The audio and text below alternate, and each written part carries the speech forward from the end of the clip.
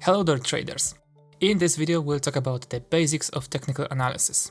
First things first, let's find out what a time frame is, what types of charts there are, and what types of price movements exist. Let's start with what a time frame is. A time frame is the minimum time interval for which price data is grouped in the chart analysis. You can change the time frame here. Now let's take a look at this candlestick chart. If we set the M1 time frame, the period in which each candlestick forms would be 1 minute. If the time frame is H1, this period would be 1 hour, and so on. So each candlestick has 4 parameters. The opening price is the market price at the beginning of the selected period. At the beginning of an hour, if the H1 time frame is selected, or at the beginning of a minute, if the time frame is M1. The closing price is the market price at the end of the period. At the end of an hour, at the end of a minute, etc. The highest point, it is the highest price reached during the period. The lowest point is the lowest price reached during the period. The opening and closing price represents the so-called candlestick body, or the real body. If the closing price is higher than the opening price, then the candlestick will be a bullish one. It is green or white on the chart by default. If the closing price is lower than the opening price, then the candlestick will be a bearish one. It is red or black on the chart by default. If a trader is analyzing an asset on small time frames, for example when trading with the use of candlestick patterns, then the candlestick chart is the best solution for this. Here is a bar chart. Each bar has the same 4 parameters as a candlestick. The opening price is marked with a horizontal line to the left of the bar. The closing price is a horizontal line to the right of the bar. And if the bar is bullish, it is also green, just as a bullish candlestick.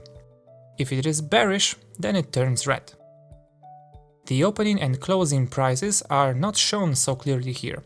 Therefore, the bar chart is suitable for traders analyzing assets on big time frames. For example, trading based on supply and demand zones. Next one is a line chart. It takes into account only closing prices for each period. That is, it visualizes the general direction of the price movement without any detail, as you can see clearly on those examples. Let's now take a look at a Renko chart. The time frame is not taken into account at all. Each brick is drawn if the price has gone a certain distance. For example, if it went up by 10 points, a bullish brick is drawn. If it went down by 10 points, a bearish one is built. If it went somewhere by less than 10 points, then nothing is drawn. Here is a tic-tac-toe chart. It is roughly the same as the Renko chart. There is no time frame, and while the Renko chart draws each brick in a new column, the tic-tac-toe chart draws directed movements in the same column. If the price goes up, X's are drawn in one column until the price reverses and starts to go down. Then O's are drawn in the new column. The next chart is Kagi chart.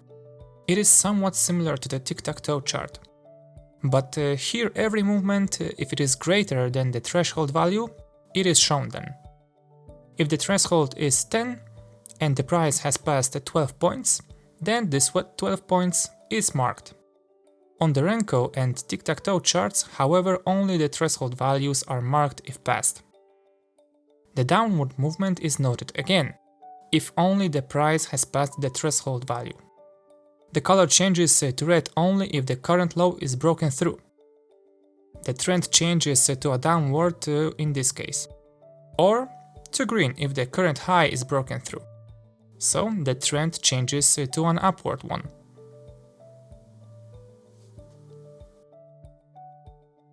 There are no objective criteria by which one chart could be considered better or worse than another. Let's now take a look at the types of price movements. We are on the daily time frame. The first type is an upward movement. both price lows and highs rise. The price rises in waves, as you can see right here. The second type is a downward movement. Both highs and lows go down. The price falls in waves. The third type is a sideways movement, or a flat. The price fluctuates in a certain range. A sideways trend can be identified by upper and lower points between which the price fluctuates.